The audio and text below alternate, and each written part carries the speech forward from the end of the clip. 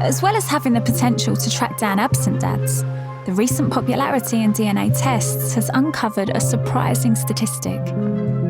Around 1 in 50 people do not have the biological father they think they have.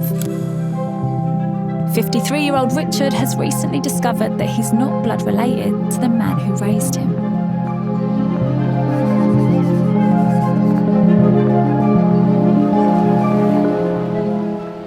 So your father, the man that brought you up, Yeah. you always thought he was your biological father? Yes, yeah, but he was a very good father. I had some very good times with my dad, yeah. So as far as I know, he was my dad. After both of Richard's parents passed away, Richard was contacted by a man named Raymond, claiming that he'd been in a relationship with Richard's mother and thought he might be Richard's biological father. A DNA test with Richard's sister proved they were only half-siblings and that the man he always believed was his dad wasn't. So you're now in a situation where you're 53 years old, both your folks have passed, Yeah. so you can't ask either of them many questions. No. And you must have thousands of questions. I know there's might be a possible brother involved there, so that would be interesting.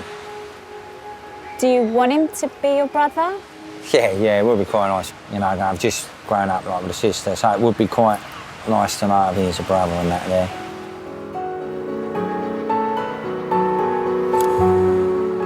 Richard's asked Brendan to join him for his DNA test results. Shuri has been analysing both of their genetic codes to determine if they actually are half-brothers. Hello, mate. All right. How are you? We haven't met. No, we've not met, have we?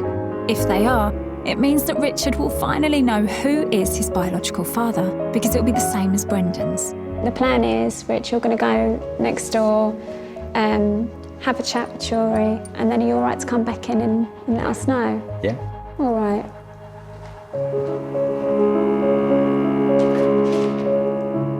Hello. Actually, your case turned out to be really complicated. It took huge amounts of research for us to get to a point for you. But I know that your really big question was whether or not this man who contacted you was actually your biological father. And he had a son, didn't he, Brendan? So the question is, are you half brothers?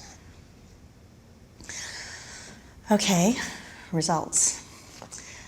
When we looked at your DNA, you didn't share a quarter of your DNA. And if you look at your Y chromosomes, they are totally different. So you are definitely not related. You don't have the same father.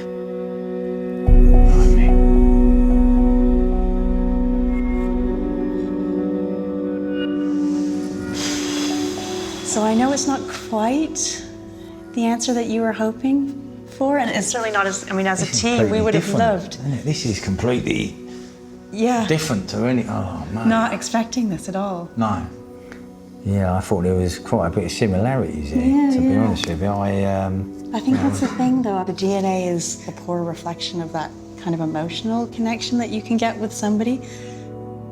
Okay. Yeah. All right. We've got more news for you.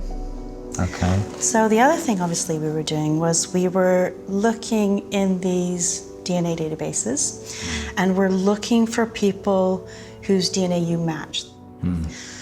So we did that and we came across a couple of paternal cousins. And that led us to a woman called Ellen Charlotte Sell. She was born in 1912. She is your paternal grandmother. So we have got Ellen. She married a man called Alfred, and they had 5 sons. It's hard to say for sure, but after speaking to one of your cousins, we think that her third son, John, is your biological father. He was born in 1946.